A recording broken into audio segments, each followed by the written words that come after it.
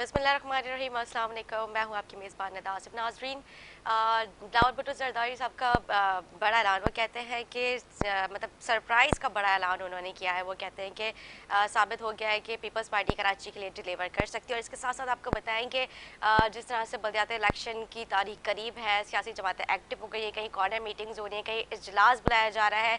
MQM के भी जिस तरह से हम देख रहे हैं कि एक्टिविटीज़ जो है वो भी मतलब चल रही है, और जिस तरह से इजलास किया जा रहा है, कॉर्नर मीटिंग्स हो रही है, जमात इस्लामी भी दूसरी जानिब जो काफ़ी एक्टिव नज़र आ रही है। इसी वाले से प्रोग्राम में गुफ्तगू करते हमारे साथ मौजूद है जमात इस्लामी से नजीब यूपी साहब, पीपल्स पार्टी सरदार नज़ाकत साहब। आप लोग खुश आमदीद होंगी, कैसे हैं सर, खैरियत से? तो पहले तो मैं आपसे चाहूँगी, जो बिलावल भुट्टो ज़रदारी साहब ने कहा कि बड़ा सरप्राइज़, और उन्होंने कहा कि अब साबित हो चुका है कि पीपल्स पार्टी कराची के लिए डिलीवर कर सकती थी, इससे पहले क्या वो डिलीवर नहीं कर रही थी? देखिए, अनफॉर्चुनेटली अगर थोड़े से आप सर्कमस्टांसेस पहले के देखें तो कराची में जिस तरह की जिस पॉलिटिकल पार्टी की डोमिनेशन थी, मैं उसको पूरी दुनिया में कराची का तमाशा बनता था कि इजाज़त के बगैर जी कराची में कुछ भी नहीं हो सकता था। जी। हम जो सियासी वर्कर हैं या पॉलिटिकल पार्टीज़ हैं, वो कहीं भी उनके ख़िलाफ़ आवाज़ नहीं उठा सकती थी, चाहे कोई भी हो। मैं to be frank, to be honest बात कर रहा हूँ। इवन कि हमारी जो लॉ इन्फोर्समेंट एजेंसीज थी, वो भी उनके साथ कंप्रोमाइज़ और उनके साथ डायलॉग करके आगे चलती थी। 2016-17 में उसके बाद लकीली कराची एक डोमिनेशन से फ्री हुआ। उसके बाद पॉलिटिकल एक्टिविटीज़ भी हुई हैं, सारी पॉलिटिकल पार्टीज़ ने अपना अपना एक जो माइलेज था उसको गेन करने की कोशिश की है। इसी तरह बाकी पॉलिटिकल पार्टीज़ ने भी अपना काम किया है, पाकिस्तान पीपल्स पार्टी ने भी अपना काम किया। और हम ये समझते हैं कि अगर कराची में फ्री एंड फेयर इलेक्शन हो, देखें पहले जो इलेक्शन होता था 2016-17 से पहले, तो वो नामालूम अफराद इलेक्शन करवाते थे। 2018 का जो इलेक्शन हुआ वो पूरी दुनिया को पता है कि मालूम अफराद ने इलेक्शन करवाया। अच्छा, ये जो नामालूम और मालूम अफराद अगर निकल जाएं कराची से, वो उनका इंटरफेरेंस ना हो, उनका जो जोर जबर और तसल्लुत ना हो, तो मेरे ख्याल में फ्री एंड फेयर इलेक्शन हो तो पाकिस्तान पीपल्स पार्टी कराची की सबसे बड़ी सियासी जमात बन के उभरेगी। इसकी वजह यह है कि अब लोग समझते हैं कि पाकिस्तान पीपल्स पार्टी ही है जो डिलीवर कर सकती है। और जो कराची का इंफ्रास्ट्रक्चर, और देखें जिस तरह इस बारिशों के बाद जिस तरह हमारे एडमिनिस्ट्रेटर कराची मुर्तज़ा वहाब साहब थे, उन्होंने जिस तरह राउंड दी क्लॉक कराची के अंदर रोड कारपेटिंग सारी चीज़ें की हैं, वो पूरी दुनिया के सामने है। अब हम ये समझते हैं कि अगर फ्री एंड फेयर इलेक्शन हो तो जिस पॉलिटिकल पार्टी को भी मैंडेट मिलता है वो अपनी जगह पे है, लेकिन पीपल्स पार्टी ये समझती है कि फ्री एंड फेयर इलेक्शन हो। पाकिस्तान पीपल्स पार्टी के चेयरमैन बिलावल भुट्टो जरदारी ये समझते हैं कि फ्री एंड फेयर इलेक्शन हो तो पाकिस्तान पीपल्स पार्टी कराची की सबसे बड़ी सियासी जमात बन के सही उभरेगी। सही। अच्छा सर, अभी आपने मालूम और नामालूम अफराद का जिक्र किया, तो वो ना मालूम और नामालूम अफराद कौन थे? देखिए, नामालूम अफराद तो सबको पता है कि उस वक्त जो एमक्यूएम की डोमिनेशन थी, उसमें जो उनकी तंजीमी कमेटी थी, उनका सही। सेक्टर था, यूनिट था।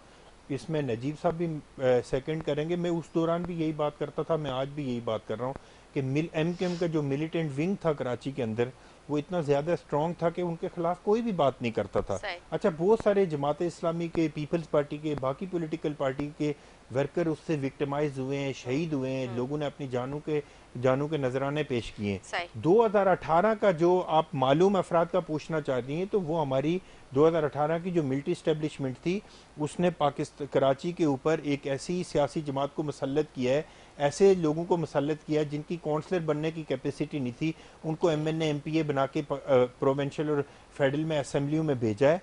ये तो पूरी दुनिया को पता है, इसमें कोई रॉकेट साइंस तो नहीं है। सही। कराची में सबको पता है। अब अच्छा, दूसरी बात यह कि जो कल पीपल्स पार्टी कह रही थी कि 2018 में जो इलेक्शन हुआ वो रिग इलेक्शन था, फेक इलेक्शन था, आरटीएस इलेक्शन था, स्टैब्लिशमेंट और हमारी लॉ इन्फोर्समेंट एजेंसीज की इंटरफेरेंस की वजह से पीटीआई को यहाँ से मैंडेट मिला है, ये लोग पीटीआई और स्टैब्लिशमेंट हमारी डिनाई कर रही थी।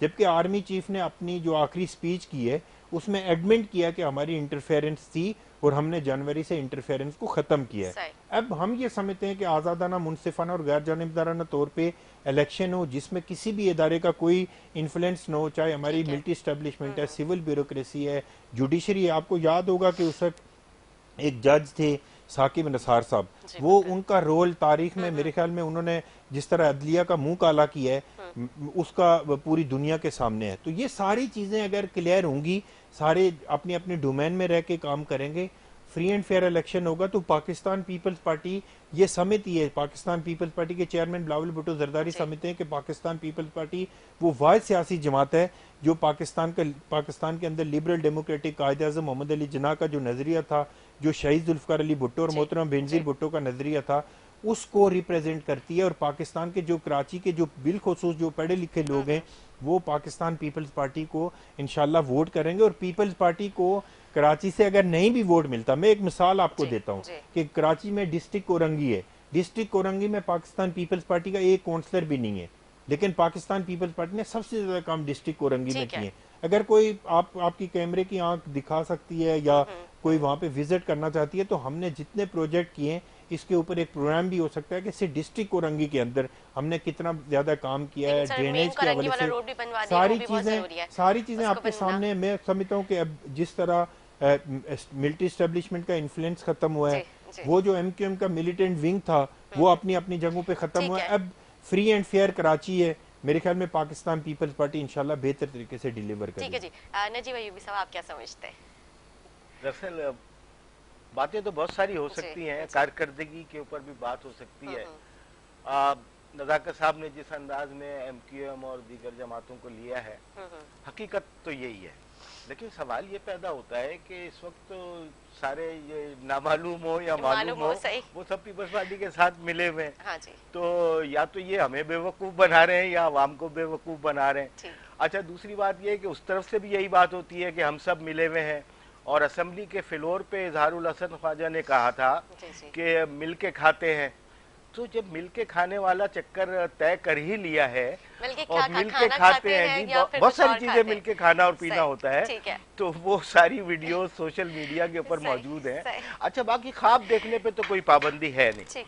अब जाहिर है कि उसमें ख्वाब देखे जा सकते हैं। हाँ। और वो मैं तो नहीं रोक सकता किसी को कि अब ये है कि बात कारकर्दगी की कीजिए कि 16-17 साल से पीपल्स पार्टी बराह रास्त अपने इत्तेहादियों के साथ यहाँ पर हुकूमत कर रही है। सही। और यहाँ पर आलम यह है कि हम चिंची के ऊपर अपनी माओ बहनों और बेटियों को स्कूल, कॉलेज, यूनिवर्सिटी, काम, अस्पताल हर जगह भेज रहे होते हैं। तो कितनी शर्म की बात है कि एक ऐसा शहर जो दुनिया का 5वां 7वां बड़ा शहर है, जिसकी आबादी जो है अब मेगापोलिटन से भी ज्यादा बड़ी कंसीडर की जाती है, उसके अंदर पानी का बहरान पैदा हो। एक पानी का मंसूबा पीपल्स पार्टी के 17 साल के अंदर या एमक्यूएम के या पीटीआई के दौर के अंदर नहीं आया। कोई तालीमी इदारा, कल ट्रांसपेरेंसी इंटरनेशनल की रिपोर्ट शाया हुई है जिसमें बताया गया है कि सबसे ज्यादा करप्ट इदारा सिंध का शोबा तालीम है और इससे 1-2 नंबर नीचे पुलिस का महकमा है और उसके बाद सेहत का महकमा है। अब आप बताइए बीबी कि ये सारे महकमे किसके अंडर में चल रहे हैं? फिर इसी तरीके से अगर दूसरी तरफ आ जाइए तो सिंध बिल्डिंग कंट्रोल अथॉरिटी है। आज वहाँ एक बैनर जब मैं वहाँ से आ रहा था तो लिखा हुआ था कि रिश्वत सतानी जुर्म है और इसके खिलाफ अवेयरनेस पैदा कीजिए। और वो लगा, मुझे इतनी शर्म आई कि वो सिविक सेंटर के आगे लगा हुआ है जहाँ सिंध बिल्डिंग कंट्रोल अथॉरिटी का दफ्तर है और सिविक सेंटर है जहाँ land department, excise and taxation, घरों के मामलात और दीगर मामलात। तो रिश्वत सत्तानी के तो ये गढ़ हैं और ये एक सरकारी सतह के ऊपर इस तरह के बैनर लगा के जान नहीं छूट सकती। अब जिन सड़कों की बात मेरे प्यारे दोस्त नजाकत भाई कर रहे हैं, वो सड़क इधर बनती है और उधर वो खत्म हो जाती है। तो ये कारपेटिंग का जो मामला है, अब जहांगीर रोड सबके सामने है। जहांगीर रोड का जो हाल उसके अगले दिन हुआ है वो सारी दुनिया ने दिखाया, वो हर एक ने मीडिया ने रिपोर्ट किया। और ये तो एक देख का एक चावल है जो मैं आपको बता रहा हूँ। इस वक्त आप पूरी कराची के अंदर चले जाइए, पूरा कराची खुदा हुआ है। यानी 1400 अरब रुपए का जो पैकेज वर्ल्ड बैंक ने दिया है, उसकी जिस बेदर्दी के साथ खुदाइयां की जा रही हैं और जिस बेदर्दी के साथ पूरे कराची का नक्शा जो है वो तब्दील कर दिया गया है, तो अब आप ये देखिए कि ये तो बंदर बाट है ना। पहले ये होता था, आर्टिकल 15 ये कहता है कि आप जो भी प्रोजेक्ट लेके आए उसके बारे में लोगों को आगाही हो कि ये प्रोजेक्ट कितने मालियत का है, ये प्रोजेक्ट किसको अवॉर्ड किया गया है, इस प्रोजेक्ट की तखमीनी लागत कितनी आएगी और ये प्रोजेक्ट कंप्लीट कब होगा। लेकिन इस वक्त आप मुझे बताइए किसी एक प्रोजेक्ट के बारे में जो पूरी कराची में फैले हुए हैं जा बजा, सिर्फ इसलिए कि इलेक्शन आने वाले हैं हम ये बताएंगे, किसी एक प्रोजेक्ट के बारे में आपको ये मालूम है कि ये ठेकेदार कौन है, ये कितने अरसे में मुकम्मल होगा, इसकी तखमीनी लागत क्या है। ये 1400 अरब रुपए के ऊपर ये एमक्यूएम की नजरें भी हैं। अब आखिरी 1 महीने के अंदर आप एडमिनिस्ट्रेटर को लेके आए हैं जी। माना कि ये गैर सियासी हैं, लेकिन तालिब इल्मी के ज़माने से जब हम रिकॉर्ड देखते हैं और मुख्तलिफ इनकी वाबस्तगियाँ देखते हैं तो हमारे सवालात पैदा होते हैं जनाब। 1 महीने के अंदर आप मुझे अब हो क्या रहा है इख्तलाफ, अब ये इतने, मैं उम्मीद करता हूं कि ये अपनी पिछली सियासी वाबस्तगियाँ इसमें शो नहीं करेंगे और वो कानून के दायरे में रह के काम करेंगे तो जमात इस्लामी इनको सपोर्ट करेगी। बहैसियत सरकारी अफसर के वो अपने अगर दायरा इख्तियार के काम सही करेंगे। लेकिन इस वक्त शुनीद ये है कि कोरंगी के अंदर, वस्ती के अंदर, डिस्ट्रिक्ट सेंट्रल में जहां एमक्यूएम का जिसका जिक्र नजाकत भाई कर रहे थे असर व नफूज है, वो एडमिनिस्ट्रेटर के जरिए वहां पर अब उन मुलाजमीन को जो खुड्डे लाइन लग चुके थे, जो डबल नौकरियां कर रहे थे, वो सरकारी अफसरान जिनकी वाबस्तगियां एमक्यूएम के लेबर डिवीजन से थी, उनको दोबारा प्रमोट करके लाने की तैयारियां हो रही हैं। और जब वो सरकारी अफसरान आएंगे तो इलेक्शन में फिर रिगिंग होगी, जिसका रोना ये भी रो रहे हैं, जिसका रोना मैं भी रो रहा हूं। इलेक्शन के अंदर रिगिंग होगी और उसी तरीके से वो सरकारी अफसरान अपनी मर्जी के नताइज, अब आधा काम तो सईद गनी साहब ने कर दिया जो हल्का बंदियां उन्होंने की, उन हल्का बंदियों के नतीजे में उन्होंने अपने मतलब की हल्का बाकी काम करेंगे जनाब ये वाले।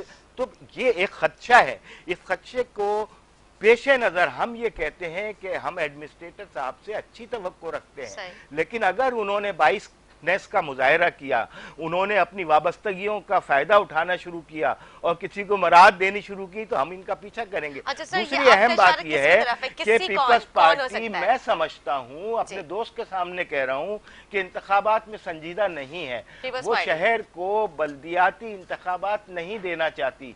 यही वजह है कि 3 दफा ले किस्म के एक्सक्यूजेस कि जिसकी हकीकत में इस्लामाबाद में जब सुप्रीम कोर्ट में पेश हुए तो कोई उसके बारे में बता नहीं सके। आईजी सिंध साहब से कहा गया कि बताइए, सिंध हुकूमत ने कहा था कि हमने पुलिस जनाब सैलाब के लिए भेजी हुई है, तो किधर है पुलिस? नहीं जी, वो इस्लामाबाद धरना रोकने भेजी है। अच्छा कोई लिस्ट दिखा दीजिए। हाफिज नईम ने तो यही कहा था ना कि लिस्ट तो दिखा दें कि किनको आपने ट्रांसफर किया है, किनको आपने उन जगहों पे ड्यूटियों पे भेजा है। वो लिस्ट वहां प्रोवाइड नहीं की गई, बल्कि झाड़ पिलाई सुप्रीम कोर्ट ने कि आप उठ के आ जाते हैं कराची से और कोई तैयारी आपकी नहीं होती। इसी तरीके से इन्होंने एक्सक्यूज किया कि सैलाब आया हुआ है, फला आया हुआ है, हम इलेक्शन नहीं करा सकते, हमारे नुमाइंदे सिंध गए हुए हैं। जितनी अच्छा तो फिर कराची के अंदर कराची के नुमाइंदे क्यों नहीं लगाते आप? कराची के तालीमी इदारों का क्या हाल हुआ हुआ है? इस वक्त इस्लामिया कॉलेज के ऊपर कब्जे की तैयारी हो रही है। ये 17 साल दौरे हुकूमत की बात कर रहा हूं मैं, उससे पहले की नहीं। और उसके बाद डीजे कॉलेज के अंदर मास्टर्स की क्लासें नहीं हो रही हैं गुज़िश्ता 4-5 साल से, उसका कोटा इंतहा, यानी उसकी जमीन पे भी कब्जाने की तैयारी, इस्लामिया कॉलेज के ऊपर भी कब्जा करने की तैयारी है। अपने जो अब आप के मालिक हैं वो नहीं चाहते हैं कि इसके आज की रिपोर्ट है कि अदालत के अंदर जब ये सिंध हुकूमत का वकील गया है तो बगैर तैयारी के, यानी ये कि अपने केसेस का, ये अपनी सिंध की प्रॉपर्टीज का दिफा नहीं कर पा रहे हैं और लैंड माफिया के साथ मिलकर उन सबको बेचना शुरू कर दिया, फिर प्राइवेटाइज करना शुरू कर दिया। डीजे कॉलेज को प्राइवेटाइज कर लिया, इस्लामिया कॉलेज की जमीन पे कब्जा किया हुआ है, आयशा भवानी कॉलेज को हैंडओवर कर दिया। तो भाई आपने 17 साल पीपल्स पार्टी सिंध में है और मुस्तकिल उसकी इत्तेहादी एमक्यूएम है। ये बंदर बांट है कि कराची के लोगों का तहफ्फुज। आज की रिपोर्ट ये है कि 3000 मोबाइल स्नैच हुए हैं जो पुलिस में रिपोर्ट हुए हैं। तो पुलिस में तो कितने लोग रिपोर्ट करते हैं, बाकी तो खामोश बैठ जाते हैं ना। तो रिपोर्टिंग जो हुई है वो 3000 स्नैचिंग हुई है। तो अमनो अम्मा की, जी हाँ, इस महीने रवा महीने की पुलिस की रिपोर्ट है, ये पुलिस के आदादो शुमार है, मेरे नहीं है। इसी तरीके से दीगर वारदातें। तो अमनो अम्मा का मसला अपनी एक इंतहाई नाजुक सिचुएशन से गुजर रहा है। दूसरे ये कि ये पीडीएम की बात अगर कर लें तो 14 जमातें मिलकर इन 17 महीनों के अंदर, 8-9 महीनों के अंदर क्या डिलीवर किया इन्हें तो कुछ सर से सिरे से मालूम ही नहीं है। तो एक ऐसी बंदर बाट के अंदर पूरा पाकिस्तान मुब्तला है, बिलखुसूस कराची मुब्तला। तो कराची से जब आप इतने क्या कह रही हैं आप? मैंने कहा सरदार रजाकर साहब जो है वो आपके सवालों के जवाब देने के वो लिए तो बिल्कुल मैं तैयार खुद भी है। इसीलिए बैठा हूँ कि जी, सरदार साहब को भी सुनूं और फिर उनको भी बताऊं कि ठीक है, क्या उनसे कराची भी की क्या पूछते हैं। ख्वाहिश है। और कराची इस वक्त देखिए अपने निजात दहिंदा की तरफ देख रहा है। जी। और कराची मैं समझता हूं कि 17 साल के बाद अब बिल्कुल ज़हनी तौर पे तैयार हो चुका है। अब ये नारा खत्म हो गया, ये महाजीर सिंधी और ये फला से फला को लड़ाने का ये किस्सा पारीना बन गया। ठीक है। लेकिन पीपल्स पार्टी और एस्टेब्लिशमेंट एमक्यूएम के मुर्दा घोड़े में जान डालने की तैयारी कर रही है। मैं आपके चैनल के तवज्जुह से बता रहा हूं अच्छा। कि ये इस मुर्दा घोड़े को इंजेक्शन लगा के स्टेरॉइड दे के दोबारा जिंदा करने की देखिए कोशिश कर रहे हैं। मतलब हमने जैसे लेकिन माजी में देखा एमके और पीपल्स पार्टी की मतलब इख्तलाफात तो बहुत रहे, तो वो कैसे मुर्दा नहीं, घोड़े में इख्तिलाफात जान टॉक शो डालने की की हद कोशिश तक है। कर। जी, उसके बाद वो कहते हैं कि हम मिले हुए हैं, हम मिलके खाएंगे। ठीक है। जी हाँ, वो मिले सरदार हुए हैं। साहब। और ये सारी सियासत आप कराची की देख रहे हैं ना, अभी प्रेस कॉन्फ्रेंस की है ना जी। कि हमारा एडमिनिस्ट्रेटर लगेगा और फना होगा और बिल्कुल, धमाका बिल्कुल। होगा, ये सब कुछ होगा। इधर पीपल्स पार्टी भी यही काम कर रही है। मुर्तजा वहाब साहब को बिठाया हुआ उन्होंने हाँ। कि जिनका काम सिवाय फोटो सेशन के और कुछ नहीं था।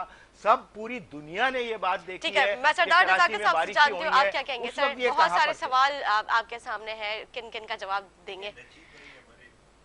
उतरे में मेरे लिए और जी। हाफिज साहब का भी हम बहुत ज़्यादा एहतराम करते हैं, क्योंकि कोई भी पॉलिटिकल पार्टी है और उसका एक व्यू पॉइंट है, और हाफिज साहब की कराची के लिए जिस तरह स्ट्रगल है और कराची के लोगों के लिए आवाज़ है। हम सियासी डिफरेंसेस अपनी जगह पे हैं, लेकिन हम जमात इस्लामी के दोस्तों का बहुत एहतराम करते हैं। लेकिन जमात इस्लामी को अनफॉर्चुनेटली न कि सिर्फ कराची के अंदर बल्कि पूरे पाकिस्तान के अंदर कोई भी वोट नहीं करता। मैं एक स्टेटमेंट देख रहा था, एक दिन टीकर चल रहे थे कि जमात इस्लामी को शाह फैसल से 1 वोट मिला है एमएनए के इलेक्शन में। तो जमात इस्लामी, वो इंग्लिश का एक मुहावरा है कि mind over matter, Jamaat Islami हमारे लिए मैटर नहीं करती, इसलिए हम इनकी कोई बात माइंड नहीं करते। ये जो बोलते रहे, जितनी बात बोलते रहे, लेकिन हम इनका एहतराम बहुत करते हैं। हाफिज साहब का, नजीब भाई के साथ तो मेरे बहुत अच्छे ताल्लुकात हैं। जितनी इन्होंने स्पीच की है, मुझे तो लग रहा था कि बिल्कुल सोलो इनका प्रोग्राम हो रहा है और बड़ा ये किसी जलसे से खिताब कर रहे हैं। जितनी बातें की, अच्छा जमात इस्लामी के दोस्त हमारे जितनी बातें करते हैं ना, मतलब जमात इस्लामी की बातों का मतलब लोगों की उनकी बातों का माइंड नहीं करते, तो क्या आप जमात इस्लामी को पार्टी नहीं समझते? नहीं, जमात इस्लामी को मैं पार्टी समझता हूँ, लेकिन जमात इस्लामी का स्टेक नहीं है। जमात इस्लामी हो गई, पीएसपी हो गई, ये छोटी मोटी जितनी पॉलिटिकल पार्टीज हैं, इनका एहतराम तो हम करते हैं कि पार्लियामेंट के अंदर हैं या बाहर हैं। इनका एक एमपी है, वो भी जिस तरह जीता सबको पता है। तो मैं देखें, हमें इस शहर के, मैं इनकी बातों का अगर जवाब देने जाऊंगा तो 1 घंटा लग जाएगा, लेकिन मैं इनको कंक्लूड करके बता रहा हूं कि पाकिस्तान पीपल्स पार्टी के चेयरमैन बिलावल भुट्टो जरदारी की क्लियर इंस्ट्रक्शन है सूबाई हुकूमत को कि जिस तरह इलेक्शन करवाना तो इलेक्शन कमीशन का काम है, लेकिन जिस तरह इलेक्शन कमीशन हमसे जितनी वो चाह रहा है कि सिंध गवर्नमेंट उसको फैसिलिटेट करे, हम उसको फैसिलिटेट करेंगे। और जहाँ तक इलेक्शन की बात है, प्रोग्रेस की बात है, मैं आपको दावत देता हूँ नजीब साहब को कि एक प्रोग्राम कराची के ऊपर जितना पीपल्स पार्टी ने काम किया है, इसके ऊपर एक और प्रोग्राम कर लेते हैं। जहाँ तक इन्होंने बात की ना कि एमक्यूएम की और पीपल्स पार्टी की, भाई पीपल्स पार्टी और एमक्यू कराची के लोग जिसको मैंडेट देते हैं, चाहे जैसा तैसा मैंडेट देते हैं, पाकिस्तान पीपल्स पार्टी उसका एहतराम करती है। मैं इनको मिसाल देता हूँ कि 2008 में पाकिस्तान पीपल्स पार्टी की जब सिंध गवर्नमेंट बनी तो एमक्यूएम की दोस्तों की हमें जरूरत नहीं थी, लेकिन वो कह रहे थे कि कराची का हम मैंडेट लेके आए, कराची के मैंडेट का पीपल्स पार्टी एहतराम करती है। बाकी देखें, हम सब जितने लोग हैं, जितने पॉलिटिकल वर्कर हैं, हमें ये चाहिए कि सवाए बजाय इसके कि हम पॉइंट स्कोरिंग करें, मुल्क के, सूबे और शहर के लार्जर इंटरेस्ट के लिए आपस में डायलॉग करें। जिस तरह इन्होंने प्रोटेस्ट किया, आपको याद होगा कि इनका बड़ा बेहतरीन और जानदार प्रोटेस्ट था, उसको पाकिस्तान पीपल्स पार्टी ने एड्रेस किया। हमारे प्रोविंशियल गवर्नमेंट जो है, सीएम सिंध में वहाँ पे गए, एग्रीमेंट्स हुए। अब भी जितनी इनकी पॉजिटिव सजेशंस हैं, लेकिन तनकीद बर तनकीद के मुर्तजा वहाब ने ये कर लिया। मुर्तजा वहाब ने जितने इस अरसे में काम किए, मेरे ख्याल में इनके नियामतुल्लाह खान साहब भी इतने काम नहीं कर सके थे, ठीक है ना। जितने वो जब नियामतुल्लाह खान साहब ज़ाहिर जिस तरह काम कर रहे थे, एक डिक्टेटर की गवर्नमेंट में काम कर रहे थे, उनको सारी चीज़ें उनको फैसिलिटेट किया जा रहा था। मैं ये चाह रहा हूँ कि जमात इस्लामी अपनी पॉजिटिव सजेशन दे इस शहर के लिए, एक मुल्क के लिए। जमात इस्लामी के बहुत अच्छे लोग हैं जमात इस्लामी के अंदर, जो इस मुल्क की खिदमत में उनका बहुत बड़ा नाम है, और ये लोग हमें जितनी पॉजिटिव सजेशन देंगे, लेकिन सिर्फ तनकीद पर तनकीद करना, या एक बंदा मैं खुद ही अगर मैं उठ के घूमना शुरू कर दूं कि मैं कराची शहर का मेयर बन गया हूं, सड़कों पे अगर कोई लिखना शुरू कर दे कि कराची की मजबूरी है, हाफिज नईम जरूरी है, तो उससे तो मेयर नहीं बन जाता, उसके लिए वोट लेना पड़ता है। अगर जमात इस्लामी को कराची के लोग वोट करेंगे तो मैं इनको ऑन एयर बोल के जा रहा हूं कि पाकिस्तान पीपल्स पार्टी का हर कारकुन कराची के लोगों के मैंडेट का एहतराम करेगा। तो वो फिर अगर जमात इस्लामी का मेयर कराची बनेगा, अगर तो वो मेरा भी मेयर होगा, वो इनका भी मेयर होगा। हमें इस चीज से कोई वो नहीं है। लेकिन अनफॉर्चुनेट ये है कि जमात इस्लामी की सियासत इतनी मतलब ऐसी सियासत है कि मेरे ख्याल में पाकिस्तान के लोग उसको एडमिट नहीं करते। मैं एक लतीफ़ा याद आ रहा है, मतलब मैं एक लाइटर मोड में कह रहा हूँ कि हम यहाँ नेशनल कॉलेज में पढ़ते थे तो जमात इस्लामी के जो लोग आते थे वहाँ पे, क्योंकि जमीयत वहाँ पे बड़ी स्ट्रांग हुआ करती थी, वो कहते थे कि फोटो बनाना हराम है। आज आपके सामने ये बैठ के इंटरव्यू दे रहे हैं तो मुझे मतलब वो सारी चीजें रिकॉल हो रही हैं कि उस वक्त जमात इस्लामी क्या कर रही थी और अब जमात इस्लामी क्या कर रही है। कायद में देखें, जमात इस्लामी का बुनियादी तौर पे मैं ये समझता हूँ कि जमात इस्लामी जो इलेक्शन की पॉलिटिक्स के अंदर आई है, हम इसको वेलकम करते हैं। और इनको मैं ये कहता हूँ कि बाईकाट नहीं करना इलेक्शन के अंदर, जो भी हालात हो, जिस तरह के भी हालात हो। जमात इस्लामी हमेशा 1 बजे बाईकाट कर देती है। अगर हाफिज नईम साहब को वोट मिलते हैं नहीं मिलते, जमात इस्लामी को मिलते हैं नहीं मिलते, इस इलेक्शन प्रोसेस का हिस्सा बने। और नईम अपना नजीब साहब हो गए, हाफिज नईम साहब हो गए, या जमात इस्लामी की जितनी लीडरशिप है, जो इनकी पॉजिटिव सजेशन होंगी, मैं बिलावल भुट्टो जरदारी का एक कारकुन होने के नाते, पीपल्स पार्टी का एक अदना सा कारकुन होने के नाते इनको यकीन दिलाता हूँ कि जो इनकी पॉजिटिव सजेशन है शहर के लिए, मुल्क के लिए, सूबे के लिए, पाकिस्तान पीपल्स पार्टी उसको ऑनर भी करेगी। बाकी एमक्यूएम का इनका, अच्छा जहां तक इनकी बात है कि जी वो खा गया वो खा गया, ये सिर्फ बातें होती हैं। काम जो भी हैं वो एक तरीकाकार से, जो तो 14 अरब की बात कर रहे हैं, जो कह रहे हैं कि जी पूरा कराची इन्होंने खोद दिया, फॉरेन फंडेड जो पैसे हैं उसके ऊपर करप्शन हो रही है, सवाए बातों के इसके अलावा कुछ नहीं है। मैं इनको आपके चैनल के तवसत से जमात इस्लामी के तमाम दोस्तों से रिक्वेस्ट करता हूँ कि पॉइंट स्कोरिंग छोड़ के बैठें, डायलॉग करें। हम कोई पीपल्स पार्टी ये शहर छोड़ के नहीं जा सकती, या एमक्यूएम या जमात इस्लामी नहीं जा सकती। हम सब लोगों ने यहीं पे रहना है, हम सब लोगों ने एक पॉलिटिकल प्रोसेस का हिस्सा बनना है। उसमें जिसको जितना मैंडेट मिलता है एक दूसरे के मैंडेट का एहतराम करें। पीपल्स पार्टी जमात इस्लामी को दावत देती है कि कराची के लार्जर इंटरेस्ट के लिए डायलॉग की सियासत पे यकीन करें कि आप जिस तरह आपने धरना दिया, जितना पावरफुल धरना था, उसमें पीपल्स पार्टी ने हाथ बढ़ाया, पीपल्स पार्टी ने जाके डायलॉग किए। आपको याद होगा कि नजीब भाई वहां से होके भी बीपर दिया करते थे, हम स्टूडियो में बैठे रहते थे। तो हम इनके जो पॉजिटिव सजेशन है, मैं एडमिट करता हूं कि जमात इस्लामी की जो इस अरसे में जितनी काविशें रही हैं, बिलखुसूस के इलेक्ट्रिक के खिलाफ जितना हाफिज नईम साहब ने काम किया, मैं उसको एडमिट करता हूं। देखिए, कोई इससे किसी की इज्जत करने से किसी की इज्जत करने से अपनी इज्जत कभी कम नहीं होती। जितने इन्होंने काम किए, जितने इन्होंने पॉजिटिव काम किए, नियामतुल्लाह खान साहब ने जितने काम किए, हम उसको एक्नॉलेज भी करते हैं, अप्रिशिएट भी करते हैं। लेकिन सिर्फ लोगों को अट्रैक्ट करने के लिए, लोगों को अपने वोट के लिए दूसरे को चोर डाकू करप्ट कहने से मेरे ख्याल में मसले हल नहीं होंगे। हमें चाहिए कि हम सारी पॉलिटिकल पार्टीज बैठें। एमक्यूएम पाकिस्तान अगर अपना मिलिटेंट विंग उनका खत्म हुआ है, पॉलिटिकल फेस उनका हमारे सामने है, जमात इस्लामी भी उनके सामने विक्टिमाइज होती रही है, पीपल्स पार्टी भी होती रही है। सारी पॉलिटिकल पार्टीज अगर बैठेंगी, सारे इस शहर के रहने वाले लोग हैं, सारे इस सूबे के रहने वाले लोग हैं, सारे इस मुल्क के रहने वाले लोग हैं। मैं इनको कहता हूं कि जितनी चीजें इन राइटिंग करें, सारे लोग बैठते हैं। पीपल्स पार्टी की लीडरशिप इनके साथ पहले भी बैठी है, अब भी बैठने के लिए तैयार है और आइंदा भी बैठने के लिए तैयार होगी। पॉजिटिव सजेशंस जो पहले दिए गए थे जमात इस्लामी की जानिब से, तो उनके ऊपर किसी किस्म का कोई अमल दरामद किया गया? देखें, जमात इस्लामी के साथ जो एग्रीमेंट हुआ था उसके मुताबिक मेरे ख्याल में पीपल्स पार्टी उससे कभी बैक नहीं करेगी। मैं बिल्कुल आपके नजीब साहब की मौजूदगी में ये कहता हूँ। जहां तक इलेक्शन की बात है, इलेक्शन में एक चीज पे जमात इस्लामी लोगों को कंफ्यूज कर रही है कि पीपल्स पार्टी या प्रोविंशियल गवर्नमेंट इलेक्शन नहीं करवाना चाहती। इलेक्शन करवाना प्रोविंशियल गवर्नमेंट का काम नहीं है, पीपल्स पार्टी का काम नहीं है। इलेक्शन करवाना इलेक्शन कमीशन का काम है। जो इलेक्शन कमीशन फैसला करेगा, जो सुप्रीम कोर्ट और हाई कोर्ट की डायरेक्शन है, पाकिस्तान पीपल्स पार्टी की प्रोविंशियल गवर्नमेंट उसके ऊपर अमल दरामद करेगी। और हम इलेक्शन के लिए तैयार हैं। हमने 2 इलेक्शन यहाँ पे कराची में लड़े। हमने उस शख्स को शिकस्त दी जो पाकिस्तान के अंदर झूठ की सियासत को के ऊपर यहाँ पे कराची में डोमिनेशन चाहता था। इमरान खान की बात कर रहा हूँ। हमने 2 जगहों से, सिर्फ कराची से नहीं, कराची की मलीर से और मुल्तान की सीट से इमरान खान को, और वहाँ पे जो शाह महमूद कुरैशी साहब हैं, वो जो गद्दी नशीन है, झाली पीर है, उनकी बेटी को पाकिस्तान पीपल्स पार्टी ने भारी अक्सरियत से शिकस्त दी है। जमात इस्लामी इलेक्शन प्रोसेस का हिस्सा बने, बाइकाट ना करे, डायलॉग की सियासत पे यकीन रखे, दूसरे को बुरा भला और दूसरे को सर्टिफिकेट जारी करने से कुछ नहीं होता।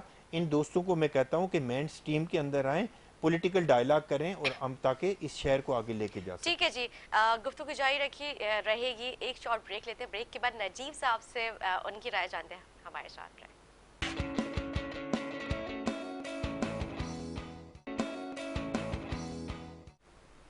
जी नाज़रीन, खुश आमदीद। ब्रेक से पहले बात हो रही थी सरदार नज़ाकत साहब से। मैं नजीब साहब आपकी भी राय जानने की कोशिश करूँ, क्योंकि मैंने भरपूर टाइम नज़ाकत साहब को दिया। अब आपकी बारी, आप क्या कहेंगे? इतनी सारी आपके सामने भी पॉइंट्स आ चुके हैं। जी नज़ाकत तो खैर बात यह है कि ये ऐसी पॉलिटिकल पार्टी से जो एक दूसरे का एहतराम बहरहाल करते हैं।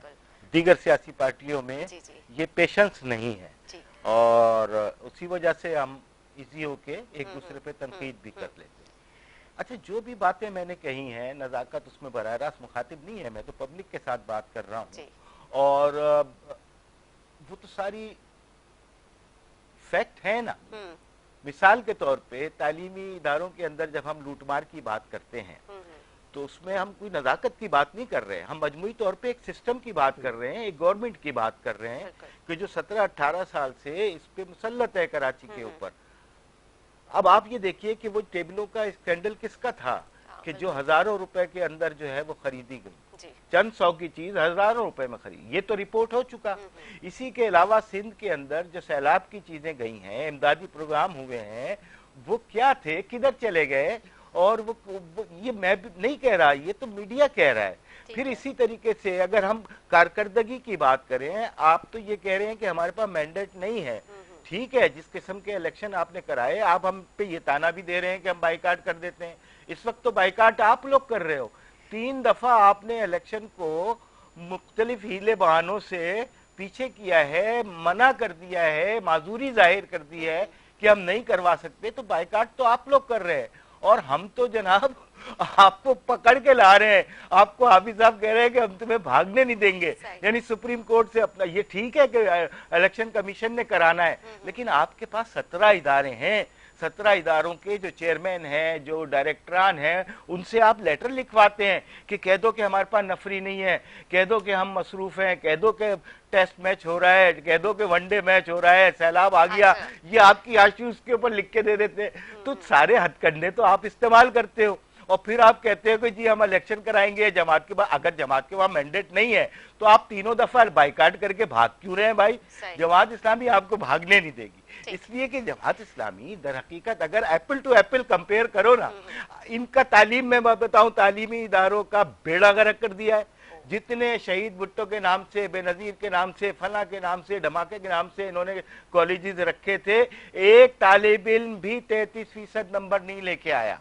ये तो हाल है। सिर्फ मैं आपको देख का एक चावल बता रहा हूं। उसके बाद इन्होंने किया क्या है, इन्होंने तालीमी इदारों को बंद करना शुरू किया, तालीमी इदारों के बजट खत्म करने शुरू किए।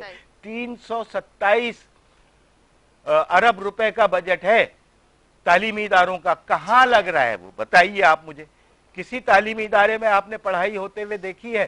किसी अच्छा गवर्नमेंट के जो स्कूल हैं उनकी तो हालत जार पे रोना आता है कि अब लोगों ने अपने बच्चों को वहां भेजना छोड़ दिया है, ट्यूशन कोचिंग सेंटर में भेज रहे हैं। चिंची का मैंने आपको बता दिया कि ये कराची पाकिस्तान के 5वें बड़े शहर के साथ ये 1961 में डबल डेकर बसें कराची में चलती थी। आज इन्होंने टंडो एलायार बना दिया है कराची को।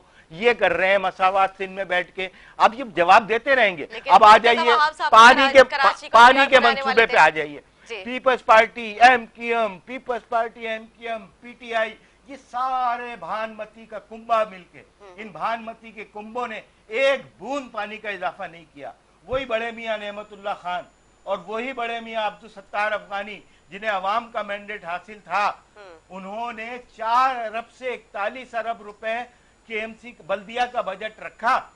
मजबूर किया एडमिनिस्ट्रेटर को भी, मजबूर किया हुकूमतों को, मजबूर किया गवर्नमेंट के और दीगर इदारों को। आईसीआई से पैसे लेके उन्होंने कहा ब्रिज बनाओ, तुम्हारी गाड़ियां घूमती हैं। केपीटी से कहा तुम्हारी गाड़ियां घूमती हैं, तुम रोड बनाओ। फला से कहा कि तुम ये फला तामीर करो। तो ये इस तरीके से पैसे जमा करके कराची को जो है रोशनियों का शहर बनाया।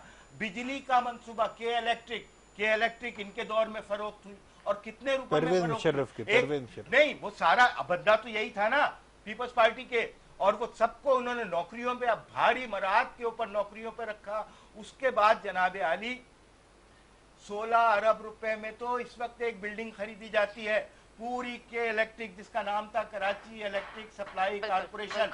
इसमें कराची के लोग मुलाजमत करते थे, कराची के लोग मुलाजमत करते थे, वो मिली भगत के साथ फरोख्त की गई। 16 अरब रुपए सिर्फ, यानी खंभों की और तार की कीमत भी लगाएंगे तो वो कई मिलियन अरब रुपए बनती है। और इन्होंने इस पूरे इदारे, अब इस वक्त हाल क्या है, 16 घंटे किन की बात करें, पीपल्स पार्टी की बात कर रहे हैं या फिर परवेज मुशर्रफ साहब के दौर की बात कर रहे हैं? सबके दौरे हुकूमत की बात कर रहा हूँ ना, जिसके अंदर ये हुआ और इन लोगों को नौकरियों पे, एमक्यूएम के लोगों को, पीपल्स पार्टी के लोगों को इस तरह रखा गया कि चलो जी तुम्हारी दबानें बंद। के इलेक्ट्रिक पे कोई क्यों नहीं बोलता, पानी पे कोई क्यों नहीं बोलता, वाटर बोर्ड के अंदर ये नजमी आलम को लेके आए हैं। मेरा दोस्त है नजमी आलम, लेकिन नजमी आलम ने इस वक्त पानी के लिए क्या किया? या पीटीआई की गवर्नमेंट जब थी वफाक के अंदर, सिंध के अंदर ये लोग थे, उस वक्त एक बूंद पानी का मंसूबा नहीं आया। तो मैं तो जितनी भी बातें कर रहा हूँ ना, वो फैक्ट्स एंड फिगर कर रहा हूँ, ट्रांसपेरेंसी इंटरनेशनल की रिपोर्ट रख रहा हूँ, आवाम के सर्वे सामने रख रहा हूँ। तमाम चीजों में ये बात सामने आ रही है कि पीपल्स पार्टी इंतखाबात नहीं कराना चाहती, पीपल्स पार्टी इंतखाबात से फरार करना चाहती है। लेकिन वो तो कहते हैं हम आपको नहीं भागने देंगे, कारकर्दगी कोई वो तो तैयार है इलेक्शन लड़ने के लिए। वो कहते हैं हम जमात इस्लामी को नहीं भागने देंगे। सिंध के अंदर इलेक्शन करवा के, इलेक्शन होते हैं सिंध में, आपको सबको पता है कि किस तरीके से वडेरा शाही का तसल्लुत है। एक फर्द, एक हारी अपने वडेरे के खिलाफ जा नहीं सकता, अपनी बच्ची की शादी नहीं करवा सकता वडेरे की आशीर्वाद के बगैर। इतना पंजे गाड़ा हुआ यह निजाम है कि जिसके अंदर एक सिंधी का भी इस्तेहसाल हो रहा है, इन्हीं के हाथों हो रहा है। लेकिन इस वक्त सरप्राइज देगा, बिलोचिस्तान का बिलोची भी सरप्राइज देगा, सिंध का सिंधी भी पीपल्स पार्टी को सरप्राइज देगा। अब ये सियासत खत्म हो गई है लिसानियत की। अब ये महाजिर, सिंधी, पठान, बिलोच, पंजाबी ये कहकर लड़ाना, ये बिल्कुल लोगों को अकल आ गई है। नई जनरेशन ने समझ लिया है। अब इतना बड़ा प्रोग्राम कराया बनो काबिल का, किसी में तप्पड़ था कि अपने वसाइल की बुनियाद के ऊपर तमाम लोगों को एक जगह जमा करवा के लड़कियों का 50,000 का आईटी का टेस्ट करवा, 50,000 तालिबात, यही कमोबेश तकरीबन 40 से 50,000 लड़के, इनको आईटी की फील्ड के अंदर नौकरियां दी जाएंगी, इनको ट्रेनिंग दी जाएगी और एक एक तालिब इल्म पे हजारों रुपए का खर्चा। ये जो है ये जमात इस्लामी क्यों कर रही है कि ये बच्चे हमारे बच्चे हैं, ये शहर हमारा शहर है, हमें इस शहर को, हमारे पास इख्तियार अगर ना भी हो तो हमें कुछ ना कुछ करके अपने बच्चों को एक बेहतर, हमारा दिल दुखता है कि जब कोई ये कहता है कि कराची रहने के काबिल नहीं है। इन लोगों की वजह से रहने के काबिल नहीं है ना कराची। कराची तो रोशनियों का शहर है, कराची में तो रहना है। हम पूरी कोशिश करेंगे कि हमारा नौजवान तालीम याफ्ता फर्द कराची छोड़ के ना जाए, वो कराची को परवान चढ़ाए। और हमारे पीपल्स पार्टी के दोस्त इंशाल्लाह इसमें ताउन करेंगे, हमारे दूसरे दोस्त इसमें ताउन करेंगे।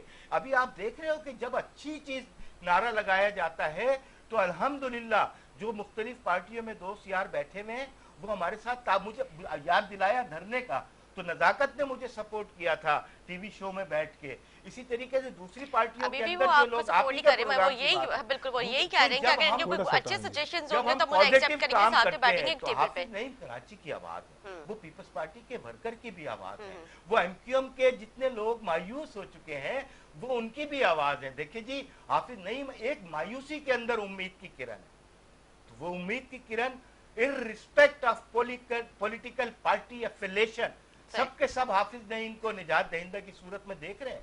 तो ये जो पॉइंट स्कोरिंग की सियासत है, मैं तो इस पे कतन बिलीव नहीं करता। मैं कहता हूं कि एप्पल टू एप्पल कारकर्दगी का जायजा लिया जाए। हर पार्टी बड़ी अहम है, हर पार्टी बड़ी मोहतरम है, हर पार्टी बड़ी मोहतबर है। उसके लोगों से मोहब्बत करो, अपने शहर से मोहब्बत। बिल्कुल बिल्कुल होनी भी चाहिए, लोगों से मोहब्बत होनी चाहिए, शहर से मोहब्बत होनी चाहिए। सरदार निज़ार साहब ने कहा कि जिस तरह से अभी उन्होंने कहा कि एक वोट था करेंगी, आई थिंक करेंगी में शाह फैसल में, सॉरी, जमात इस्लामी का सिर्फ एक वोट था। बलदियाती इलेक्शन में जो है अगर इनका मैंडेट होता है तो मतलब हम सब लोग मतलब इन्हें सपोर्ट करेंगे। तो आप क्या समझते, जमात इस्लामी सीट निकाल पाएगी यहाँ से? पहले भी रही है हमारी सपोर्ट। मुझे याद है कि जब अफगानी साहब मेयर थे तो पीपल्स पार्टी के डिप्टी मेयर थे, और उसके बाद ये मामला। अच्छा, मैं एक चीज, मैं तो बाकी खैर चलो इनकी जो स्पीच थी मैं उस पर कोई कमेंट नहीं करना चाह रहा। अगेन मैं कह रहा हूँ कि मैं बेसिकली मैं बुनियादी तौर पे एक मैं मिडिल क्लास पॉलिटिकल वर्कर हूँ।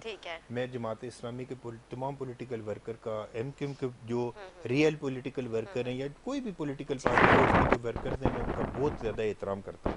उन्होंने कहा कि पीपल्स पार्टी वडेरों और जागीरदारों की पार्टी है।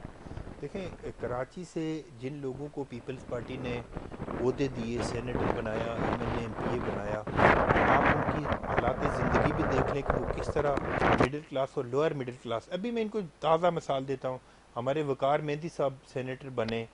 वकार मेहंदी साहब मेरे ख्याल में 2 कमरों के फ्लैट में आज भी रहते हैं।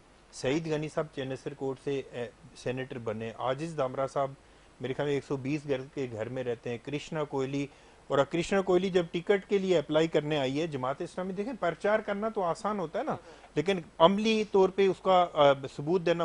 कृष्णा कोहली जब वहाँ पे मीरपुर खास से आई है वहाँ पे टिकट लेने, टिकट की एप्लीकेशन देने, तो वो बस पे चढ़ के आई है। हमारे जो एक सेनेटर साहब है कृष्णा कोहली, वीर जी कोहली की जो जी सिस्टर है। तो मैं ये समझता हूँ कि पाकिस्तान पीपल्स पार्टी, अच्छा पीपल्स पार्टी में वडेरे हैं, इस चीज में कोई शक नहीं है। देखिए अगर जो चीज है, लेकिन वडेरों ने पाकिस्तान की जो बुनियादी जो जुल्फकार अली भुट्टो शहीद का फलसफा था, उसके आगे वडेरों ने सरनगू किया और पीपल्स पार्टी के अंदर आए। पीपल्स पार्टी में कोई वडेरा शाही नहीं है। पीपल्स पार्टी में मुझ जैसे एक पॉलिटिकल वर्कर भी हैं, सईद गनी साहब जैसे, मुर्तज़ा वाब साहब जैसे, हमारी देखें शाहिदा रहमानी साहिबा हैं। आज देखें शाहिदा रहमानी साहिबा कहाँ रहती थी।